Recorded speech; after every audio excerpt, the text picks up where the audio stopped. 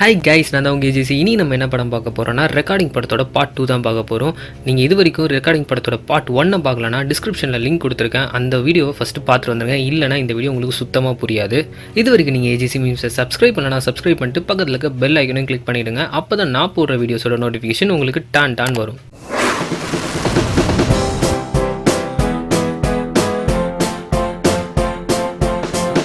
Welcome to my show full story review. இந்த படத்தோட main characters யாருன்னு சொல்லிடுறேன். Chief, Russo, Matos, Lara, doctor Owen, Tito, மயரோ, ஹோரி. இவங்களோட பேர் எல்லாமே எனக்கு கொஞ்சம் வினோதமாக இருக்குது. பிகாஸ் இந்த பேர் எல்லாமே ஸ்பானிஷ், ஹங்கேரியனில் இருக்கிறதுனால என்னோட ப்ரொனவுன்சியேஷனில் ஏதாவது தப்பு இருந்தால் மன்னிச்சுக்கோங்க. டைம் வேஸ்ட் பண்ணாமல் படத்துக்குள்ளே போயிடலாம். இந்த வீடியோ கண்டிப்பாக கொஞ்சம் லென்த்தாக தான் இருக்கும். எதனாலனா பார்ட் 1 பார்த்தவங்களுக்கு நிறைய கன்ஃபியூஷன் இருக்கும். பார்ட் 2ல் அதை விட பெரிய கன்ஃபியூஷன்ஸ்லாம் இருக்கிறதுனால ரெண்டு பார்ட்டுமே சேர்த்து இந்த வீடியோட எண்டில் நான் எக்ஸ்பிளைன் பண்ணியிருக்கேன். அதனால் இந்த வீடியோவை கடைசி வரைக்கும் ஃபுல்லாக பாருங்கள். இந்த படத்தோட ஸ்டார்டிங் சீனில் மிலிட்ரி ஆஃபீஸர்ஸ் மாதிரி 4 பேரை காட்டுறாங்க. 4 பேருமே பக்காவாக புல்லட் ப்ரூஃப் சூட்டு, மிஷின் கன்ஸ்ன்னு சொல்லிட்டு பக்கா செட்டப்போட அந்த இன்ஃபெக்ட் ஆன பில்டிங் ஏரியாவுக்கு போயிட்டு இருக்காங்க.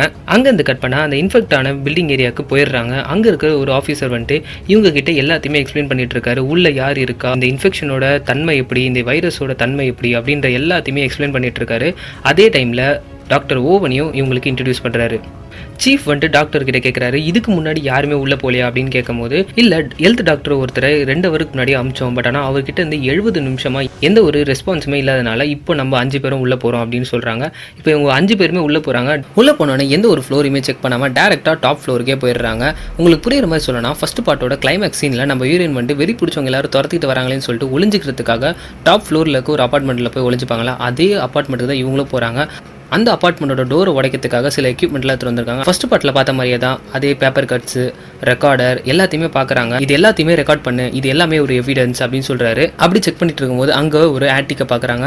அந்த ஆட்டிக்கில் வந்துட்டு ஓப்பன் பண்ணி உள்ளே போய் பார்த்தா எதுவுமே இல்லை. சரி, இது எதுவுமே இல்லை, இந்த இடமே வேஸ்ட்டுன்னு சொல்லிட்டு வேறு ஏதாவது இடத்துல செக் பண்ணலாம்னு சொல்லிட்டு தேடிட்டு இருக்கும்போது கீழே இருந்து ஒரு பயங்கரமான அலறல் சதம் கேட்குது. அதை கேட்டுட்டு நம்ம சீஃப் வந்துட்டு இல்லை நம்ம போய் கீழே பார்க்கணும் அப்படின்னு சொல்லிட்டு 4 பேரும் போகிறாங்க. பட் ஆனால் அந்த டாக்டர் வந்துட்டு கீழே போவேனா, அது நம்மளோட வேலை கிடையாது, நம்மளோட வேலை இங்கே தான் அப்படின்னு சொல்கிறாரு. அதை வந்துட்டு நம்ம வந்துட்டு சீஃப் மதிக்கவே மாட்டாரு, கீழே இறங்கி போகிறாரு. மறுபடியும் டாக்டர் வந்துட்டு என்னோட ஆர்டர் நீங்கள் ஒபே பண்ண மாட்டீங்க அப்படின்னு சொல்லிட்டு அங்கேருந்து மிரட்டுறாரு. பட் ஆனால் அதையும் திரும்பி மதிக்காமல் கீழே இறங்கி போயிட்டு இருக்காரு. அப்படி கீழே போயிட்டு இருக்கும்போது அங்கே இருக்க ஒரு அப்பார்ட்மெண்ட்டோட டோர் ஓப்பனில் இருக்கும். நம்ம மாட்டோஸ் வந்துட்டு இந்த வீட்டில் இருந்தால் சவுண்ட் வருது, நான் போய் உள்ளே போய் பார்க்குறேன் அப்படின்னு சொல்லிட்டு உள்ளே போய் பார்க்குறாரு. ஒரு ரூமாக போய் பார்க்குறாரு. அப்படி பார்க்கும்போது பழைய காலத்து மியூசிக் பிளேயர் ஒன்று ஓடிட்டு இருக்கு. அதை ஆஃப் பண்ணிட்டு சீஃப் இங்கே எல்லாமே கிளியர் அப்படின்னு சொல்லி முடிக்கல, அதுக்குள்ளே ஒரு ஜோம்பி வந்துடுது. இவங்க எல்லாருமே நம்ம ஜோம்பின்னு சொல்லுவோம், அப்போ தான் உங்களுக்கும் புரியறதுக்கு ஈஸியாக இருக்கும். அந்த ஜோம்பி நம்ம மாட்டோஸ் அட்டாக் பண்ணுது. என்ன வச்சு எவ்வளோ சுடுறாரு. பட் ஆனால் அந்த ஜோம்பி சாவர மாதிரியே நம்ம மாட்டோஸ் அட்டாக் பண்ணுது. இந்த சவுண்டை கேட்டு வெளியில் இருக்க எல்லாருமே உள்ளே வந்துடுறாங்க. உள்ளே வந்த எல்லாருமே வந்துட்டு மாட்டோஸ் இன்ஃபெக்ட் ஆன விஷயம் தெரியாமல் கிட்ட போகிறாங்க. கிட்ட போனோன்னே இவங்க எல்லாருமே வந்துட்டு மாட்டோஸ் அட்டாக் பண்ணுறாரு. அந்த டைமில் டாக்டர் வந்து ஒரு சிலுவையை வச்சு சில மந்திரங்களை சொல்லி ஜெபிக்கிறாரு. ஜெபிச்சோன்னே மாட்டோஸ் வந்துட்டு அப்படியே சில மாதிரி நிற்கிறான். அந்த டைமில் லாரா வந்துட்டு பக்கத்தில் இருந்த ஒரு ரூமில் உள்ள தள்ளி மாட்டோஸை லாக் பண்ணிடுறான். அப்படி இருந்தும் மாட்டோஸ் வந்துட்டு அந்த ரூமோட கதவை உடைக்க ட்ரை பண்ணிட்டு இருக்கான். அப்போ டாக்டர் லாராவோட ஒரு கத்தி எடுத்து அந்த ரூமில் குத்தி அதில் ஜெபிக்கிற மாலையை வந்துட்டு மாட்டி வச்சிடறாரு. உள்ளே இருக்கிற மாட்டோஸும் அமைதியாடுறான். இதை பார்த்த 3 பேருக்குமே எதுவுமே புரியல. டே இங்கே என்னடா நடக்குது அப்படின்னு சொல்லிட்டு கேட்கும்போது அவர் எதுவுமே சொல்ல மாட்டேங்கிறாரு. இது எல்லாமே சீக்ரெட் அப்படின்னு சொல்கிறாரு. பட் இருந்தாலும் அவங்க மிரட்டி கேட்கும்போது நான் சொல்கிறேன், பட் ஆனால் இங்கே சொல்கிறது நம்மளுக்கு சேஃப் இல்லை, நம்ம வந்துட்டு மேலே இருக்க அதே ரூமுக்கு போயிடலாம் அப்படின்னு சொல்கிறாங்க. அங்கே போனதுக்கப்புறம் அப்போ தான் டாக்டர் ஒரு பெரிய உண்மையே சொல்கிறாரு. அவர்கிட்ட இருக்கிற ஒரு பொண்ணோட ஃபோட்டோவை காமிச்சு, இந்த பொண்ணோட பேர் திர்ஷனா மெடரோசா. இந்த பொண்ணுக்கு 11 வயசு இருக்கும்போது டயபோலிக் பொசிஷனால் பாதிக்கப்பட்டிருப்பா. அப்படின்னா என்னன்னா ஈவிலே வந்துட்டு கொஞ்சம் ஸ்ட்ராங்கான ஈவில் தான் டயபோலிக் பொசிஷன் அப்படின்னு சொல்கிறாங்க. வேட்டிகன் சர்ச்சும் செக் பண்ணி பார்த்துட்டு இந்த பொண்ணுக்கு டயபோலிக் பொசிஷன் இருக்குன்றதை கண்டுபிடிச்சிட்டு இந்த பொண்ணுக்காக ஃபாதர் ஆல்பிடோ வந்துட்டு இன்சார்ஜ் எடுத்துப்பாரு. இந்த பொண்ணை கியூர் பண்றதுக்காக நிறைய எக்ஸ்பெரிமெண்ட் பண்ணியிருப்பாரு. இப்போ இருக்க இந்த வைரஸை கியூர் பண்றதுக்கு அந்த பொண்ணோட ஒரிஜினல் பிளட்டை வச்சு மட்டும்தான் ஆன்டிபயோட்டிக் கண்டுபிடிக்க முடியும். இல்லைன்னா நம்மளால எப்பயுமே இந்த ஆன்டிபயோட்டிக் கண்டுபிடிக்க முடியாது. அப்போ லாரா வந்துட்டு இதெல்லாம் நாங்கள் நம்பணுமா, நீ என்னத்தை போய் சொல்லி எங்களை ஏமாத்த பார்க்குற அப்படின்னும் போது, இந்த விஷயத்தை நீங்க நம்பலனா இதை விட முட்டாள் யாருமே இருக்க மாட்டாங்க அப்படின்றத சொல்லும் போது, அப்போ நம்ம லாரா சொல்றாரு, சரி அதெல்லாம் விடு, இங்க இன்ஃபெக்ட் ஆனவங்கலாம் எதனால் இன்ஃபெக்ட் ஆயிருக்காங்க அதை ஃபர்ஸ்ட் சொல்லு அப்படின்னும் போது டாக்டர் சொல்றாரு, இவங்க எல்லாருமே டீமன்ஸால் இன்ஃபெக்ட் ஆயிருக்காங்க அப்படின்றாரு. இவங்களுக்கு கொஞ்சமாக புரிஞ்சதும் சுத்தமாக புரியாமல் போயிடுச்சு. இங்கே என்ன நடந்தாலும் எனக்கு தேவையில்லை, என்னோட ஆள் ஒருத்தர் இறந்து போயிட்டான், நாங்கள் 3 பேர் வெளியில் போனோம், அதுக்கு பதில் சொல்கிறா இல்லையா அப்படின்னு கேட்கும்போது, இந்த மிஷினை முடிக்காமல் நம்மளால் எங்கேயுமே வெளியில் போக முடியாது, வெளியிலையும் விடவும் மாட்டேன் அப்படின்ற விஷயத்த சொல்கிறாரு. அப்போ சீஃப் ரொம்பவும் காண்டாகி உனக்கு என்னதாயா வேணும் அப்படின்னு கேட்கும்போது எனக்கு ஒன்றுமே வேணாம், அந்த பொண்ணோட ஒரிஜினல் பிளட் சாம்பிள் இருந்தால் மட்டுமே போதும், இந்த வைரஸ்க்கு நம்ம ஆன்டிபயோட்டிக் கண்டுபிடிச்சிடலாம், அது மட்டும் இருந்தாலே நம்ம எல்லாருமே சேஃபாக வெளியில் போயிடலாம் அப்படின்ற ஒரு விஷயத்த சொல்கிறாரு. அதுக்கு அந்த சீஃப் வந்துட்டு சரி நான் கண்டுபிடிச்சி தரேன் அப்படின்றத சொல்லிட்டு அங்கே இருக்கிற எல்லா இடத்துமே தேடுறாங்க. அப்போது அந்த இடத்துல ஒரு டோர் இருக்குது. அந்த டோரை உடச்சி உள்ளே போனால் அந்த ரூமில் எதுவுமே இல்லை. பட் ஆனால் அந்த ரூமில் எக்கச்சக்கமான டாக்குமெண்ட்ஸ் இருக்குது. என்ன டாக்குமெண்ட்ஸ்னால் இந்த எக்ஸ்பெரிமெண்ட்டை அந்த பொண்ணை வச்சு மட்டும் செய்யாமல் நிறைய சின்ன சின்ன குழந்தைங்களை வச்சும் செஞ்சுருப்பாங்க. அந்த குழந்தைங்க வச்சு செஞ்ச டாக்குமெண்ட்ஸ் தான் இருக்கும். அதை பார்த்த லாரா வந்துட்டு பயங்கரமாக அந்த டாக்டரை திட்ட ஆரம்பிச்சிடா. ஏன்டா ஒரு குழந்தைங்களை கூட இடம் விட்டு வைக்க மாட்டீங்க அப்படின்னு சொல்லிட்டு பயங்கரமாக திட்டிக்கிட்டு சண்டை போட்டுட்டு இருப்பாரு. அந்த டைமில் திடீர்னுட்டு மேலேருந்து ஒரு குழந்தை வந்துட்டு இவங்களை அட்டாக் பண்ணும். அது சாதாரண குழந்தையில ஜோம்பி குழந்தை இவங்க எல்லாருமே அட்டாக் பண்ணும். அங்கேருந்து தப்பிச்சு எப்படியோ அந்த ரூம் விட்டு வெளியில் வந்துடுவாங்க. அந்த ஜோம்பி குழந்தை வந்துட்டு ஆன்டிக்கில் ஓடுறதை பார்த்துட்டு அந்த ஆன்டிக்கே சுட ஆரம்பிச்சிடுவாங்க. அந்த ஆன்டிக் பாதியாக உடஞ்சி கீழே விழுந்துடும். விழுந்ததில் ஒரு எலும்பு கூட இருக்கும். அது யாருன்னு செக் பண்ணி பார்க்கும்போது தான் தெரியுது அது ஃபாதர் ஆல்பிடா. அப்போ மேலே தான் அந்த பிளட் சாம்பிள்ஸும் இருக்கும். கண்டிப்பாக அந்த பிளட் சாம்பிள் எடுத்துட்டோம்னா நம்ம வெளியில் போயிடலாம் அப்படின்ற விஷயத்த சொன்னோன்னே டமால்ட்டு மேலேருந்து ஒரு குழந்தை விழுது. அதுவும் ஜோம்பி குழந்தை. எல்லாருமே அட்டாக் பண்ண ட்ரை பண்ணிட்டு இருக்கு. அங்கே இருக்கிறவங்க எல்லாருமே அந்த குழந்தைய வந்துட்டு சாகடி கூட தான் ட்ரை பண்ணிட்டு இருக்காங்க. பட் ஆனால் டாக்டர் ஓவன்ஸ் என்ன பண்ணுறாருன்னா சீஃபோட கன்னை வாங்கி அந்த குழந்தையோட தலையிலே சுட்டுறாரு. எல்லாருமே கொஞ்ச நேரத்துக்கு அமைதியாடுறாங்க. என்னடா இப்படி பண்ணிட்டானே அப்படின்னு சொல்லிட்டு. அப்போ டாக்டர் சொல்கிறாரு டைம் வேஸ்ட் பண்ணாதீங்க, மேலே இருக்க பிளட் சாம்பிளை எப்படியாவது எடுத்துருவாங்க அப்படின்னு சொல்லும்போது நம்ம லாரா வந்துட்டு மேலே போயிட்டு பிளட் சாம்பிளை எடுக்கிறதுக்காக போகிறாரு. அந்த இடத்துல ஏதோ ஒரு வென்டிலேஷன் மாதிரி இருக்குது. அந்த வென்டிலேஷனுக்குள்ளே ஒரு குட்டி கண்டெய்னர் இருக்குது. அந்த கண்டெய்னருக்குள்ளே அந்த பிளட் சாம்பிள் இருக்குது. அந்த பிளட் சாம்பிளோட பேரை வந்து படிக்கிறாரு. படித்தோன்னா ஆமாம் இதுதான் எடுத்துகிட்டு வந்துருங்க அப்படின்னும் போது அந்த இடத்துல பயங்கரமாக ஒரு சத்தம் வருது. என்னென்னு பார்த்தா இந்த ஜோம்பி குழந்தைங்க 1 2 இல்லை எக்கச்சக்கமான குழந்தைங்க வந்துட்டு நம்ம லாராவை அட்டாக் பண்ண வரும்போது நம்ம லாரா அங்கேருந்து எப்படியே தப்பிச்சு வெளியில் வந்துருவார். அந்த பிளட் சாம்பிள்ஸை வந்துட்டு டாக்டர்கிட்ட கொடுத்தோன்னா முடிஞ்சிருச்சா வேலை முடிச்சிச்சா நம்ம வெளியில் போகலாமா அப்படின்னும் போது இல்லை இந்த பிளட் சாம்பிள் ஒரிஜினல் அப்படின்னு சொல்லிட்டு கண்டுபிடிக்கணும் அப்படின்னும் போது அதுக்கு என்னையா பண்ணணும் அப்படின்னு கேட்கும்போது இந்த பிளட் சாம்பிள்ஸ் ஒரிஜினல் நான் கண்டுபிடிச்சிட்டோம் நம்ம இங்கேருந்து வெளியில் போயிடலான்னு சொல்லிட்டு சொல்கிறாரு. ஒரு தட்டில் அந்த பிளட் சாம்பிளில் பாதி ஊற்றிடுறாரு. ஊற்றிட்டு சிலுவையை வச்சு சில மந்திரங்களை சொல்கிறாரு. சொன்னோன்னே அந்த பிளட்டு வந்துட்டு பற்றிக்க ஆரம்பிச்சிச்சு.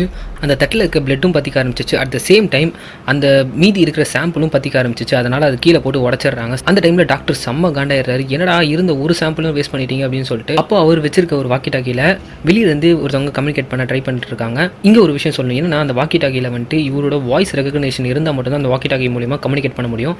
அப்படியே அவர் வந்துட்டு அவரோட பேர் ஓன் அப்படின்னு சொன்னோன்னே அந்த வாய்ஸ் ரெகக்னேஷன் வந்துட்டு அக்செப்ட் பண்ணிக்குது. அப்போது வெளியிலேருந்து என்ன கம்யூனிகேட் பண்ணுறாங்கன்னா வெளியில் சில அன்னோன் பர்சனோட நடமாட்டங்கள் தெரியுது அப்படின்னோடனே எல்லாருமே வெளியில் போகிறாங்க. வெளியில் கதவை திறந்த உடனே சாரிங்க ஒரு விஷயத்த சொல்ல மறந்துட்டேன். என்னன்னா இவங்க உள்ளே வரதுக்கு முன்னாடியே ஃபர்ஸ்ட் பார்ட்டில் ஒரு லேடியும் ஒரு குழந்தையும் இருப்பாங்க. அவங்களோட ஹஸ்பண்ட் வெளியில் இருப்பார். அந்த லேடியோட ஹஸ்பண்ட் வந்துட்டு இந்த ஆஃபீஸர்ஸ் கிட்ட பேசலான்னு வரும்போது அங்கே இருக்கிறவங்க சில பேர் வந்துட்டு அவரை கூட்டிகிட்டு போயிடுவாங்க. Back to the story. இவங்க கதவு திறந்தோடனே அந்த லேடியோட ஹஸ்பண்ட் தான் வந்து நின்றுட்டு இருப்பாரு. பட் ஆனால் அவர் வந்துட்டு ஜோம்பியாக மாறிட்டு இருக்க மாட்டார். ஆனால் அவர் கையில் வந்துட்டு அடிபட்டிருக்கும். அதை பார்த்துட்டு இவரை சுட்டு தள்ளிடுவாங்க. அப்படி இருந்தும் அவர் சாக மாட்டார், உயிருக்கு போராடிட்டு இருப்பாரு. அந்த டாக்டர் என்ன சொல்லுவார்னா இவனை மேலேருந்து கீழே தள்ளி விட்டுரு அப்படின்னா மேலேருந்து கீழே விழுற சத்தத்தை கேட்டு 3 பசங்க ஒரு ஃபயர்மேன் அந்த இடத்துல இருப்பாங்க. அப்போ டாக்டர் சொல்கிறார் இது ஒரு சீக்ரெட் ஆப்ரேஷன், இந்த இடத்துல எப்படி இந்த பசங்க வந்தானுங்க, அதுவும் கேமராலாம் வச்சிருக்கானுங்க, அவனுங்களை போய் ஃபஸ்ட்டு பிடிச்சிட்டு வா அப்படின்னு சொன்னோன்னே நம்ம சீஃபும் வந்துட்டு சரி ஓகே நான் போய் பண்ணுறேன் அப்படின்னு சொல்லிட்டு அந்த பசங்களை தேடி போவார். அப்போ தான் பெரிய ஆப்பில் மாட்டிப்பார். இவங்க கொடுத்த சத்தத்தினால எக்கச்சக்கமான ஜோம்பிஸ் வந்துட்டு இவங்களை அட்டாக் பண்ண வந்துடும். அப்போ வந்துட்டு எல்லாருமே தனித்தனியாக பிரிஞ்சுவாங்க. நம்ம டாக்டர் சீஃப் அண்ட் ரோசோ வந்துட்டு ஒரு சைட்லும் லாரா வந்துட்டு இன்னொரு வீட்லேயும் மாட்டிப்பாங்க. கொஞ்ச நேரம் கழிச்சு தான் லாரா காணோன்றதை சீஃப் புரிஞ்சுக்கிறாரு. புரிஞ்சுக்கிட்டு அவரோட ஒயர்லெஸ் மூலமா லாராவை காண்டாக்ட் பண்ணுறாரு. காண்டாக்ட் பண்ணும்போது நான் வந்துட்டு எதிர்க்க இருக்க வீட்டில் மாட்டிக்கிட்டேன், இப்போ என்ன பண்ணுறதுன்னும் போது நீ அங்கேயே இரு சேஃபாக அப்படின்னும் போது அங்கேயே சில ஜோம்பிஸ் வந்துடுறாங்க. முடிஞ்ச வரைக்கும் எல்லாருமே சுட்டு தள்ளுறாரு. பட் ஆனால் யாருமே சாக மாட்டாங்க. சுட சுட எல்லாருமே வந்துட்டு இவர் அட்டாக் பண்ண தான் வராங்க. அந்த இடத்துல ஒரு ரெஸ்ட் ரூம் இருக்கும். அந்த ரெஸ்ட் ரூமில் போய் ஒளிஞ்சுப்பார். பட் இருந்தாலும் அந்த ரெஸ்ட் ரூம் கதவியே உடச்சிக்கிட்டு உள்ள வர அளவுக்கு வந்துடுவாங்க. அவருக்கு வேறு வழி இல்லாமல் அவரே அவரோட கன் எடுத்து சூசைட் பண்ணி இறந்து போயிடுறாரு. இதை வந்துட்டு ஒயர்லெஸ் மூலியமாக கேட்ட சீஃப் வந்துட்டு பயங்கர காண்டாயிட்டு ஏன்டா உனக்கு ஹெல்ப் பண்ண போயிட்டு எங்கள் ஆள் எல்லாருமே ஒருத்தராக இறந்துட்டு இருக்காங்களேடா அப்படின்னு சொல்லிட்டு செம்ம காண்டில் திட்டுறாரு. பட் இருந்தாலும் நம்ம டாக்டர் வந்துட்டு இந்த மிஷின் முடியாமல் யாரும் வெளியில் போகக்கூடாது அப்படின்றதுல கட் அண்ட் ரைட்டாக இருக்காரு. அதை மட்டும் அவர் ஒத்துக்கவே மாட்டாரு. அப்போ வந்துட்டு நம்ம சீஃப் வந்துட்டு அவரோட வாக்கி டாக்கியே எடுத்து இப்போ நாங்கள் வெளியில் போகிறோம் அப்படின்றத சொல்கிறாங்க. வாய்ஸ் ரெகக்னேஷன் ராங் அப்படின்னு சொல்லிட்டு வருது. ஏதாவது ஒன்று பண்ணி நம்ம வெளியில் போகணுமேடா அப்படின்றது பேசிகிட்டே இருக்கும்போது அந்த இடத்துல ஒரு சின்ன பொண்ணோட ஜோம்பி வருது. அந்த பொண்ணு யாருன்னா ஃபர்ஸ்ட் பார்ட்டில் காமிச்சு ஜெனிஃபர் தான். அந்த பொண்ணோட ஜோம்பியை வந்தோன்னா அந்த பொண்ணோட ஜோம்பி வந்துட்டு இவங்களை அட்டாக் பண்ண வருது. பட் ஆனால் நம்ம சீஃப் அந்த பொண்ணை வந்துட்டு அலைக்கா பிடிச்சிடுறாரு. அப்போ நம்ம டாக்டர் வந்துட்டு அவளை பிடிச்சிக்கோ அப்படியே பிடிச்சிக்கோன்னு சொல்லிட்டு சில மந்திரங்களை சொல்லி இந்த ஜோம்பி கிட்ட இருந்து அந்த மெடரோசா பொண்ணு எங்கே இருப்பா அப்படின்றத தெரிஞ்சுக்கிறதுக்காக ட்ரை பண்ணிட்டு இருப்பாரு. பட் ஆனால் அந்த பொண்ணு வந்துட்டு இங்கேருந்து எப்படியா தப்பிக்கணும்னே ட்ரை பண்ணிட்டு இருப்பா. ஒரு கட்டத்தில் நம்ம சீஃபே கடிக்க வந்துடுவா. அப்போ வந்துட்டு சீஃப் வந்துட்டு சுட்டு சாவடிச்சிடுறாரு. அப்போ அந்த இடத்துல டாக்டர் வந்துட்டு ரொம்பவும் கடுப்பாரு. ஏன்டா இருந்த ஒரு சான்ஸையும் மிஸ் பண்ணிட்டேன் அப்படின்னு சொல்லும் போது அப்படி அவங்க பேசிக்கிட்டே இருக்கும்போது ரூசோ கையில் இருந்த கேமராவோட லென்ஸ் உடஞ்சிரும். அதே மாதிரி அவங்களோட கேமராவும் ஆஃப் ஆகிடும். அங்கேருந்து கட் பண்ணால் 3 பசங்களை பசங்களை காட்டுறாங்க, ஹோரி, டொய்டோ, மரா.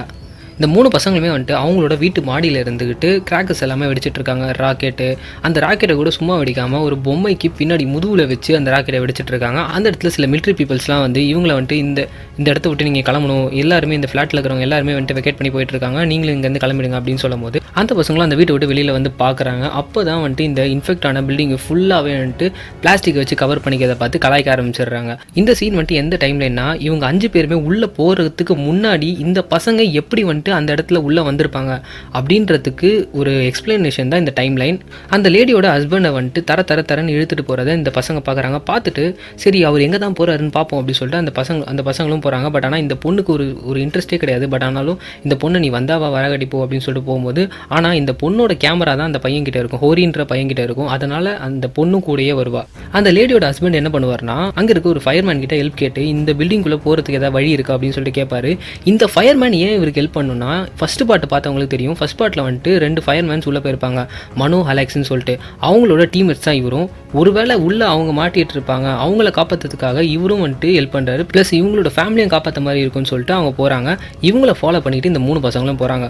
ஒரு கட்டத்தில் அந்த ரோட்டில் யாருமே இல்லை, எக்கடா போனானுங்க அப்படின்னு தேடிட்டு இருக்கும்போது ஒரு ட்ரைனேஜ் ஓப்பன் ஆயிருக்கு. இந்த ட்ரைனேஜுக்குள்ளே தான் போயிருப்பாங்க, நம்மளும் போகலாம். டொயோட்டோவும் ஹோரியும் சொல்கிறான். பட் ஆனால் அந்த மயரோன்ற பொண்ணு வந்துட்டு ஒத்துக்க மாட்டா.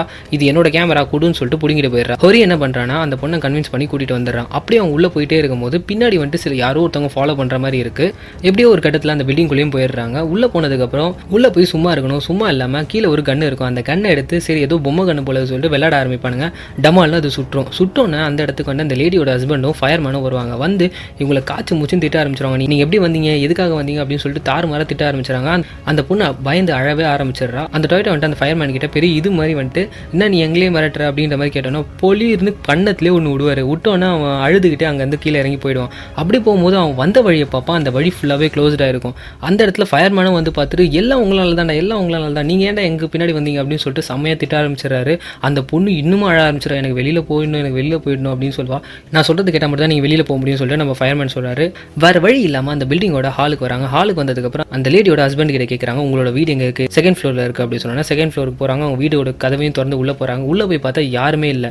இவங்களோட ஒய்ஃபோட பேர் கேர்மேன், அந்த பொண்ணோட பேர் ஜெனிஃபர். 2 பேரையும் கூப்பிட்றாங்க. பட் ஆனால் எந்த ஒரு ரெஸ்பான்ஸுமே இல்லை. திடீர்னு ஒரு ரூம்லேருந்து சவுண்ட் வருது. சரி என்னென்னு போய் செக் பண்ணி பார்க்கலாம்னு சொல்லிட்டு அந்த லேடியோட ஹஸ்பண்ட் போகிறாரு. உள்ளே போய் பார்த்தா கேர்மேன் இருக்காங்க. இவருக்கு எந்த விஷயமே தெரியாது இவங்க இன்ஃபெக்ட் ஆனது. பட் ஆனால் அவங்க உள்ளே இருக்கிறாங்கன்னு சொல்லிட்டு எங்கே ஜெனிஃபர் அப்படின்னு சொல்லிட்டு நார்மலாக கேட்குறாங்க. திடீர்னு அவங்க திரும்பி இவரை அட்டாக் பண்ண ஆரம்பிச்சிடறாங்க. அப்போ முடிஞ்ச வரைக்கும் நம்ம ஃபயர்மேன் வந்துட்டு அந்த லேடியை கண்ட்ரோல் பண்ண பார்ப்பாரு. நம்ம டொயோட்டோ என்ன பண்ணுவான்னா அவங்க கிட்ட இருக்க ஒரு கிராக்கர் எடுத்து அந்த லேடியோட வாயிலேயே வச்சு பற்ற வச்சிருவான். அந்த கிராக்கரை வெடிச்சு அவங்க செத்து போயிடுறாங்க.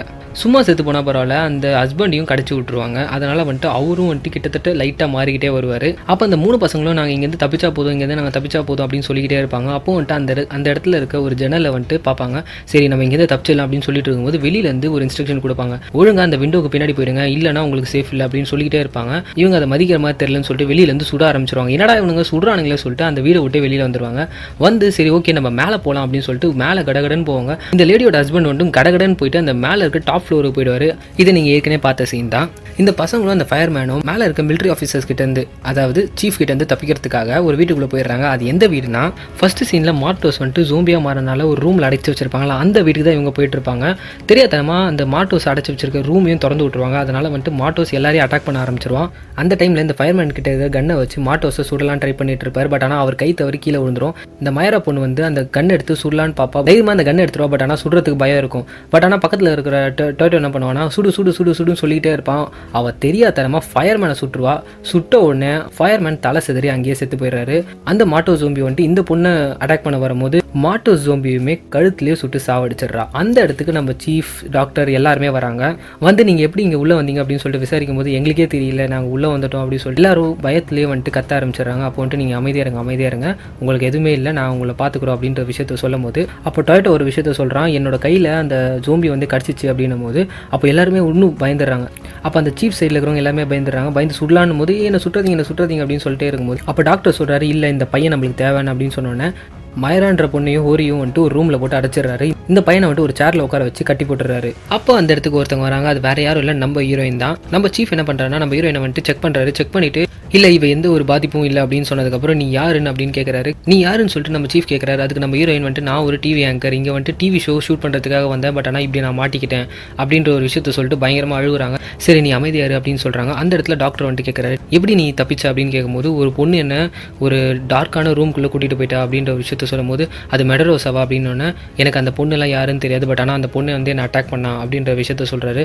அப்போ ஓகே அந்த பொண்ணு இங்கே தான் இருக்கா, நம்ம அந்த பொண்ணை கண்டுபிடிச்சாலும் பிளட் சாம்பிள் எடுக்கணும் அப்படின்னு சொல்லிட்டு டாக்டர் சொல்லிகிட்டே இருக்கும்போது அந்த பையன் முழுசாக டீமனாக மாறிடுறான். சொல்லப்போனால் அது ஜோம்பினும் சொல்லலாம் டீமனும் சொல்லலாம், அந்த மாதிரி தான் இருக்குது. முழுசாக அந்த பையன் ஜோம்பியாக மாறிடுறான். டாக்டர்கிட்ட இருக்க சிலுவையை வச்சு அந்த பையன்கிட்ட இருந்து சில உண்மைகளை வர வைக்க பார்க்குறாரு.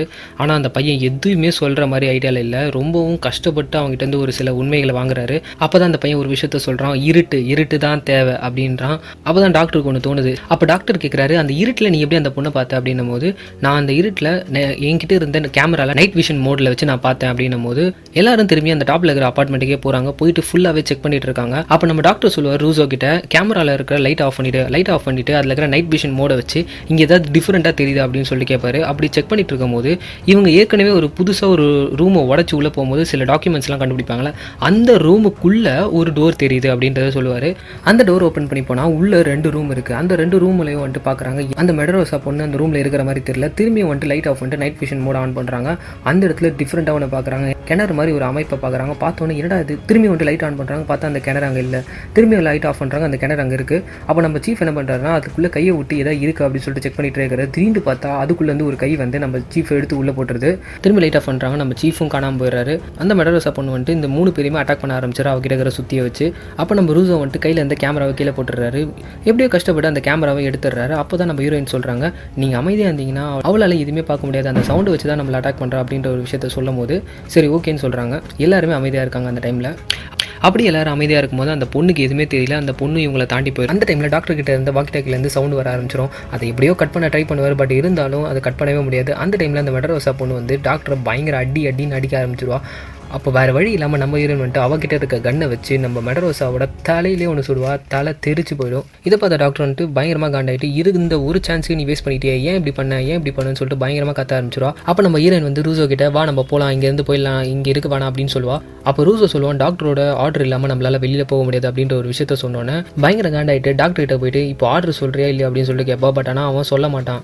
இல்லை இப்போ ஒன்றும் நம்மளோட மிஷின் முடிகிற வரைக்கும் நம்ம வெளியில் போகக்கூடாது அப்படின்ற விஷயத்த சொன்னோன்னே அவள் பயங்கர காண்டாயிட்டு அவகிட்ட கன்னை வச்சு தாறு மாற அடின்னு அடிச்சு மண்டையெல்லாம் உடச்சிருவா. இதை பார்த்த ரூசோ வந்துட்டு நீ என்ன பண்ணுற, பைத்தியம் ஆயிட்டியா, ஏன் இப்படிலாம் பண்ணுற, அவள் இறந்துட்டானா நம்மளால் வெளியிலே போக முடியாது அப்படின்ற விஷயத்த சொல்லிட்டே இருக்கும்போது கன்னை லோட் பண்ணி டாக்டர் சுட்டுற மாதிரி ஏம் பண்ணுவா. பட் ஆனால் அந்த ரூசோவை சுட்டு சாவடிச்சிருவா. டாக்டர் வந்துட்டு உயிருக்கு போராடிட்டு இருப்பாரு. அவர்கிட்ட வந்து இப்போ நீ ஆர்டர் சொல்ல போறியா இல்லையா அப்படின்னும் போது நீ என்னை எவ்வளோ ஃபோர்ஸ் பண்ணாலும் நான் சொல்ல மாட்டேன். அப்போ தான் வந்துட்டு பயங்கர வில்லத்தனமாக ஒரு சிரிப்பாக பாருங்க, வேற லெவலில் இருக்கும். அப்போ அவர் புரிஞ்சுப்பாரு இவ்வளோ ஏதோ ஒரு விஷயத்தில் பாதிக்கப்பட்டிருக்கா அப்படின்றத புரிஞ்சுக்கிட்டு நீ என்ன பண்ணாலும் நான் அந்த ஆர்டரை கொடுக்க மாட்டேன், எனக்கு கடவுள் துணையாக இருக்காரு அப்படின்றத சொல்லிக்கிட்டே இருப்பார். நீ எதுக்காக இதெல்லாம் பண்ணுற, நீ எப்படி இதெல்லாம் பண்ணுற அப்படின்னு கேட்கும்போது நம்ம டாக்டரோட காது கிட்ட வந்து நான் சொன்னாலும் உனக்கு புரியாது அப்படின்னு சொல்லிட்டு ஏற்கனவே நம்ம டாக்டர் வந்துட்டு உயிருக்கு போராடிட்டு இருப்பாரு. நம்ம டாக்டரோட தலையை பிடிச்சி தரையில ஒரு அடி, டாக்டர் அங்கேயே ஸ்பாட் அவுட். அப்போ நம்ம ஹீரோயின் என்ன பண்ணோம்னா நம்ம டாக்டரோட வாக்கிலாகையை எடுத்து நம்ம டாக்டர் மாதிரி மிமிக்ரி பண்ணி அந்த வாய்ஸை அன்லாக் பண்ணிடுவா. நம்மளோட மிஷின் முடிஞ்சிருச்சு, நாங்கள் இப்போ வெளியில் வரோம், நான் வரல, நான் வந்துட்டு இன்ஃபெக்ட் ஆகிட்டேன், நான் இங்கேயே இருந்துடுறேன், இங்கேருந்து ஒரு பொண்ணு மட்டும் வருவா. அந்த சைட்லேருந்து ஒரு கொஷின் கேட்குறாங்க, அந்த பொண்ணு மட்டும் எப்படி சர்வே பண்ணா அப்படின்னு நம்ம ஹீரோயின் பயங்கர வில்லத்தனமா ஒரு சிரிச்சுட்டு அந்த சிரிப்புக்கு பின்னாடி இருக்கிற ஒரு ஃபிளாஷ்பேக்கை காட்டுறாங்க. ஃபர்ஸ்ட் பார்ட்லேயே நம்ம ஹீரோயின் மெடரோசா பொண்ணு வந்துட்டு ஒரு டார்க் ரூம்குள்ளே கூட்டிட்டு போவா. அந்த ரூம்லேருந்து திரும்பி ஓடி வந்து அந்த கேமரா கிட்டே வந்து நம்ம ஹீரோயின் விழும்போது அந்த மெடரோசா பொண்ணு வந்துட்டு நம்ம ஹீரோயினோட வாய்க்குள்ளே ஏதோ ஒரு புழு மாதிரி ஒன்றுத்தை விட்டுருவா. எப்படின்னா அவளோட உடம்புலேருந்து அந்த புழு வந்து நம்மளோட ஹீரோயின் உடம்புக்குள்ளே அதுவும் வாய் வழியாக உள்ளே போயிடும். அந்த இடத்துல இந்த படம் முடியுது. எனக்கு புரிஞ்ச வரைக்கும் இந்த படத்தை நான் எக்ஸ்பிளைன் பண்ணுறேன். பார்ட் 1ஓட எக்ஸ்பிளனேஷன். இந்த படம் முழுக்க வைரஸை மட்டுமே பேஸ் பண்ணி தான் இருக்குது. இந்த வைரஸ் எப்படி உருவாகி இருக்குன்னா பார்ட் 1ஓட வீடியோவை பார்த்துருந்தீங்கன்னா தெரிஞ்சிருக்கும். இந்த வைரஸ் ஒரு எக்ஸ்பிரிமெண்ட் மூலியமாக தான் உருவாகியிருக்கும். இந்த வைரஸ் வந்துட்டு எப்படி அந்த பில்டிங்கில் இருக்கிறவங்க எல்லாருக்குமே வந்துட்டு ஸ்ப்ரெட் ஆகியிருக்குன்னா அந்த மேக்ஸ் என்ற நாய் மூலியமாக மட்டும்தான். அந்த நாயோட ஓனர் சின்ன பொண்ணு ஜெனிஃபர், அந்த பொண்ணுக்கு ஸ்ப்ரெட் ஆயிருக்கணும், அது மூலிமா அந்த பாட்டிக்கு ஸ்ப்ரெட் ஆயிருக்கணும், இல்லைனா இந்த நாய் மூலிமா டேரெக்டாகவே அந்த பாட்டிக்கு ஸ்ப்ரெட் ஆயிருக்கணும். ரெண்டுத்தில் ஏதாவது ஒன்று தான் இருக்கணும். அதை தாண்டி இந்த பார்ட் 1ல் பெரிய எக்ஸ்ப்ளனேஷன் பண்ணணுன்றது அவசியம் கிடையாது. நார்மலாக பார்த்தாவே இந்த படம் புரிஞ்சிடும். பார்ட் 2ஓட எக்ஸ்ப்ளனேஷன் பார்ட் 1 வரைக்குமே வைரஸை மட்டுமே காமிச்சிட்டு இருந்தாங்க. பார்ட் 2ல் ஒரு படிக்கும் மேலே போயிட்டு ஈவில் டீமனை காமிக்க ஆரம்பிச்சிட்டாங்க. இந்த படத்தில் சொன்னது எல்லாத்தையுமே நான் சொன்னேன்னா சத்தியமாக உங்களுக்கு இந்த படம் எப்பயுமே புரியாது. உங்களுக்கு புரியுற மாதிரி சிம்பிளாக இந்த படத்தை நான் எக்ஸ்பிளைன் பண்ணுறேன். த்ரிஷா மெடரஸ்ன்ற பொண்ணுக்கு 11 வயசு இருக்கும் போதே அந்த பொண்ணோட உடம்புக்குள்ள ஈவில் இருக்குதுன்றத வேட்டிகன் சர்ச்சில் கண்டுபிடிச்சிருப்பாங்க. அந்த பொண்ணுக்காக ஃபாதர் ஆல்பிடோ வந்துட்டு இன்சார்ஜ் எடுத்துப்பாரு. அந்த பொண்ணுக்குள்ள இருக்கிற ஈவிலை கியூர் பண்ணுறதுக்காக இவர் நிறைய எக்ஸ்பெரிமெண்ட்ஸ் பண்ணியிருப்பாரு. பட் ஆனால் இந்த ஃபர்ஸ்ட் பார்ட்டில் ஈவில்ன்றதான் வைரஸ்ன்னு சொல்லியிருப்பாங்க. அப்போ உங்களுக்கு ஒரு டவுட் வரலாம், வைரஸ் தான் ஈவில்னா அப்போ இவங்க எல்லாருமே எதனால் இன்ஃபெக்ட் ஆயிருக்காங்க, எதனால் பாதிக்கப்பட்டிருக்காங்க அப்படின்ற ஒரு டவுட் உங்களுக்கு வரும். இந்த ஈவில் தான் இந்த வைரஸையே உருவாக்கியிருக்கு. யாரெல்லாம் இன்ஃபெக்ட் ஆகி ஜோம்பி மாதிரி மாறி இருக்காங்களோ அவங்க எல்லார் உடம்புக்குள்ளேயுமே இந்த டீமன் இருக்குது. டீமன், ஈவில் எது வேணால் சொல்லலாம். இதை நான் எதனால் சொல்கிறேன்னா, கடைசியாக ஜோம்பியாக மாறினது இந்த டீட்டோன்ற பையன் தான். அந்த டாக்டர் வந்து அந்த டீட்டோன்ற பையன் கிட்ட கேட்பாரு, எங்கே அந்த மெட்ரோசா பொண்ணு அப்படின்னும் போது நாங்கள் எல்லா இடத்துலையும் இருக்கோம் அப்படின்னு சொல்லுவான். அதுக்கு என்ன அர்த்தம்னா, யாரெல்லாம் இன்ஃபெக்ட் ஆகி ஜோம்பி மாதிரி மாறி இருக்காங்களோ அவங்க எல்லார் உடம்புலையுமே இந்த டீமன் இருக்குன்றத சிம்பாலிக்காக சொல்ல வருவான். அதே மாதிரி இந்த படத்தில் வந்துட்டு ஈவில் இருக்குன்றத அடித்து எந்த விஷயத்தில் நம்ம நம்பலான்னா, ஈவிலுக்கு நார்மலாகவே டார்க்குன்றதா ரொம்ப பிடிக்கும், இருட்டுன்றதா ரொம்ப பிடிக்கும். அதனால தான் இந்த மெட்ராஸான்ற பொண்ணு வந்துட்டு இருட்டில் மட்டும்தான் தெரியவா, வெளிச்சம் இருக்கும்போது தெரிய மாட்டா. இதனால் இந்த வைரஸை வந்துட்டு அந்த மெட்ராஸா பொண்ணோட பிளட்லேருந்து ஆன்டிபயோட்டிக் கண்டுபிடிக்க முடியும்னு சொல்கிறாங்கன்னா, முள்ளால் தான் எடுக்கணும் அப்படின்ற ஒரு பழமொழியோட லாஜிக் வச்சு தான் சொல்கிறாங்க. இந்த மெட்ராஸான்ற பொண்ணோட உடம்புல தான் அந்த ஈவில், அந்த பொண்ணோட பிளட்டை வச்சு இந்த வைரஸுக்கு ஆன்டிபயோட்டிக் கண்டுபிடிக்க முடியும்ன்றத இந்த லாஜிக் வச்சு தான் சொல்லியிருப்பாங்க. எனக்கு புரிஞ்ச வரைக்கும் இந்த படத்தை நான் எக்ஸ்பிளைன் பண்ணிட்டேன். 3rd and 4th பார்ட்டில் இன்னமும் டீட்டெயிலாக நம்ம இந்த படத்தை பார்க்கலாம். அதை நீங்கள் பார்க்கணுன்னா ஏஜேசி மீம்ஸை சப்ஸ்கிரைப் பண்ணிட்டு பக்கத்தில் இருக்க பெல் ஐக்கனையும் கிளிக் பண்ணுறேங்க. கண்டிப்பாக அந்த வீடியோஸை மேபி ஒரு 2 to 3 டேஸில் போட்டுடுறேன். டாட்டா பாபாய்.